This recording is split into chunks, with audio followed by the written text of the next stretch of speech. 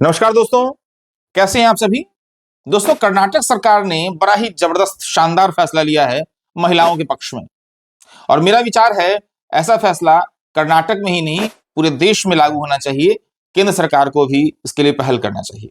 इस महीने से ही कर्नाटक सरकार ने यह नियम बनाया है कि महिलाओं को उनके वर्क स्पेस पे कम से कम हर महीने 1 दिन का अवकाश दिया जाएगा। और हर महीने 1 दिन का विशेष अवकाश जो दिया जाएगा वह मासिक धर्म से संबंधित है।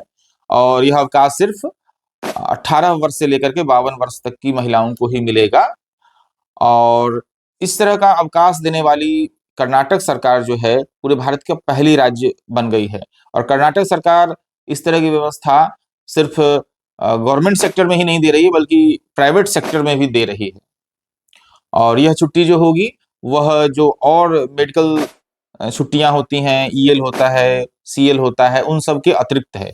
और इसके लिए किसी मेडिकल दस्तावेज डॉक्यूमेंट्स को भी देने की आवश्यकता नहीं है। हर महीने एक छुट्टी आपको लेनी ही लेनी है। तो कुल 12 छुट्टी की व्यवस्था कर्नाटक सरकार ने महिलाओं के लिए की है। और निश्चित रूप से यह एक महिला सशक्तिकरण की दिशा में एक सशक्त कदम है। और यह एक उदाहरण होना चाहिए अन्य राज्यों के लिए, एक मॉडल होना चाहिए। और हर राज्य इसको लागू करें जो चाहते हैं कि उनकी महिलाएं समाज में आगे बढ़ें, पुरुषों से कंधा मिला करके कार्य कर सकें।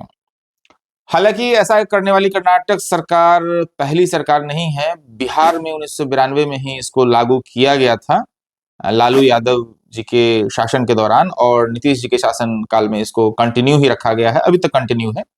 और बिहार में इससे ये साल में जो 12 छुट्टी दी जाती है उसे दुगनी छुट्टी दी जाती है। साल की कुल 24 छुट्टियां अतिरिक्त हो गई, ईएल सीएल और मेडिकल सुविधाओं के अतिरिक्त। तो इस तरह से देखें तो कर्नाटक से ज्यादा अग्रणी और ज्यादा आगे बढ़कर के निर्णय बिहार सरकार ने लिया है। लेकिन इस मामले में कर्नाटक सरकार आगे है कि कर्नाटक सरकार ने इसको गवर्नमेंट और प्राइवेट सेक्टर दोनों में लागू किया है, जबकि बिहार सरकार ने सिर्फ इसको गवर्नमेंट सेक्टर में ही लागू किया हुआ है। तो दोस्तों, जैसे भी हो, ये दो बिहार और कर्नाटक ऐसे राज्य हो गए हैं जो महिलाओं के प्रति ज्यादा संवेदनशील हैं और महिलाओं की शारीरिक भिन्नता को ध्यान में रखते हुए उनके पक्ष में निर्णय लेने वाले राज्य हो गए हैं। और ये दोनों राज्य अन्य राज्यों के लिए उदाहरण है और अन्य राज्यों को भी इसको फॉलो करना चाहिए। मैं जहां से वीडियो बना रहा हूं यह दिल्ली शहर है, एक महानगर है। इस महानगर में आप सभी जानते हैं कि सुषमा स्वराज जी, शीला दीक्षित जी और अभी जो रेखा गुप्ता जी हैं ये मुख्यमंत्री हैं। 3 महिला मुख्यमंत्री रही हैं यहाँ पे। और तीनों महिला मुख्यमंत्री को सोचना चाहिए था।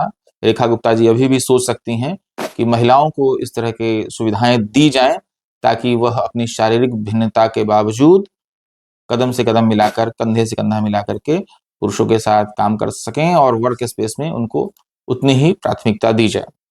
शहर में और महानगर में आप जानते ही हैं कि अन्य शहरों की तुलना में ज्यादा महिलाएं कामकाजी होती हैं, घर से काम के लिए निकलती हैं।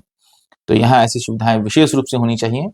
तो मैं उम्मीद करता हूं कि आने वाले समय में दिल्ली, मुंबई, बेंगलोर तो हो ही गया, कर्नाटक में शामिल है, तो इन महानगरों में विशेष रूप से ये सुविधा हो। और निश्चित रूप से कर्नाटक सरकार को बधाई, उन्होंने बहुत ही अहम कदम उठाया है, सबसे आगे बढ़कर कदम उठाया है, इसलिए इनको साधुवाद। चलिए दोस्तों, फिर मिलते हैं किसी और वीडियो में। तब तक के लिए मुझे यानी डॉक्टर पवन को दीजिए इजाजत। और हाँ, अगर मेरा यह वीडियो और वीडियो का विषय आपको अच्छा लगा हो तो इस वीडियो को लाइक कीजिए, चैनल को सब्सक्राइब कीजिए और अन्य दोस्तों के साथ अलग अलग मंचों पर हमारे वीडियो को शेयर कीजिए। जय हिंद, जय भारत।